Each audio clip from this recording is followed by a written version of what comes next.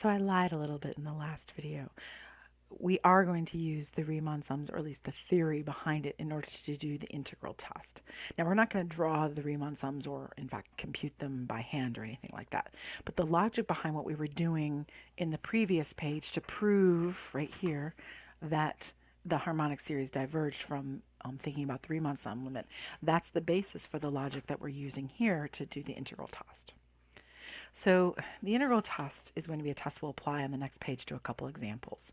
But it says if you have a function f that is continuous, positive, and decreasing. All right, so let's think about that. It's continuous, meaning it has no discontinuities, no jumps, no gaps, no asymptotes.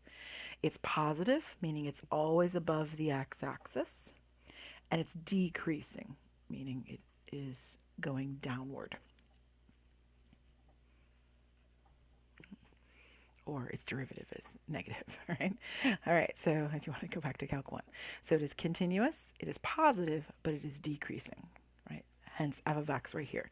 So this f of x function satisfies, and it's the same f of x function for all three pictures, and it satisfies those requirements. And for x greater than or equal to 1, we don't really worry about it after the first value. So the first value, x equals 1. And then you suppose that that function value is equal to a sequence at specific values for k, for the integers, 1, 2, well, it's me, the positive integers, 1, 2, 3, 4, 5, and so on. So, and you can see it right here. It's easy to see on this one. A sub 1 is right there, a sub 2 is right there, and so on. A sub 3, a sub 4. This is obviously the left Riemann sum. Over here on the right Riemann sum, you start at a sub 2 because you're starting over on the right side because it's a right Riemann sum. So a2, a3, a4, a5, and so on. And you end up at a sub n, whereas this one ends up at a sub n minus 1. All right, so if that's the case, and that function value is equal to the sequence value, then the sum of the sequence for infinity and the integral, right? So from 1 to infinity for the integral, and the series from 1 to infinity, either both converge or they both diverge. In the case of convergence, the value of the integral is not equal to the value of the series. So, for example, the series here, the blue ones, that's the series. The integral is right there, right? The area under that curve without all the extra bits from the rectangles. So either they both converge or they both diverge, right? That's it. But the value of those blue rectangles is not equal to the value of the area under the curve. As a matter of fact, the blue rectangles would add up to more than that area. It's an overestimate on this one. Whereas in this one over here, it's an underestimate because those rectangles are less than the area of the curve. But nevertheless, the area of the curve either diverges or converges, and then the sum goes along with it. So they go together, hand in hand, right? So either they're both going to converge or they're going to both diverge. And this gives us the integral test. Because if we know how to find the integral and we know that it diverges, then we will know that this sum diverges and this sum diverges. And vice versa, if we know that this converges, then we know that its companions will converge.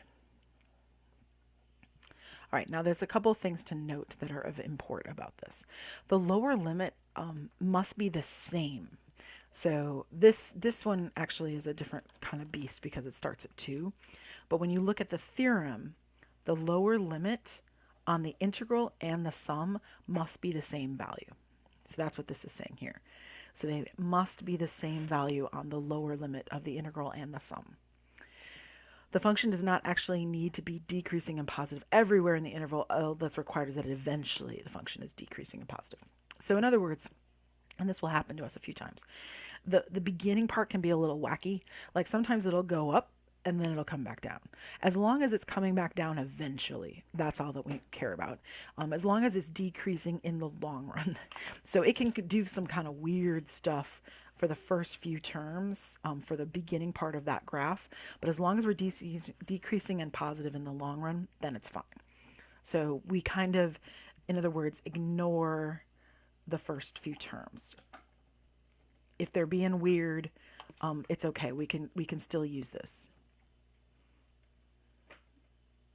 Which actually happens more than you might realize. So there's a lot of curves that go up and down, and as long as they go back down, and then in the long run they're doing that, then it's okay if they went up and down like that, right? As long as they eventually get that down part. That's the part we care about. And then because of number two, we actually don't care what the lower number is. So even though the theorem says that they have to start at 1, that's not really true.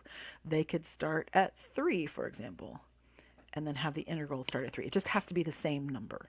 But you can kind of ignore, 1 and 2 if you need to, or 1, 2, and 3 if you need to. And you could start at, heck, I don't know, 5.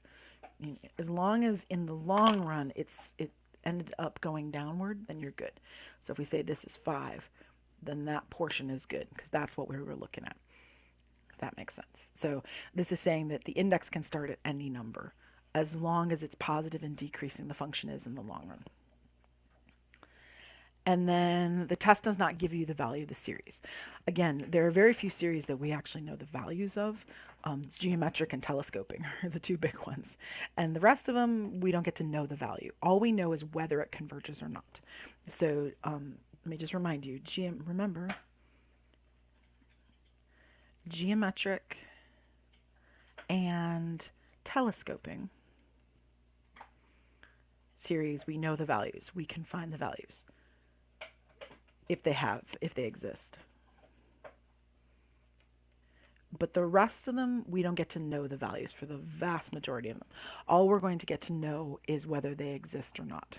Or excuse me, whether there is a number that would exist. Does it converge to something or not?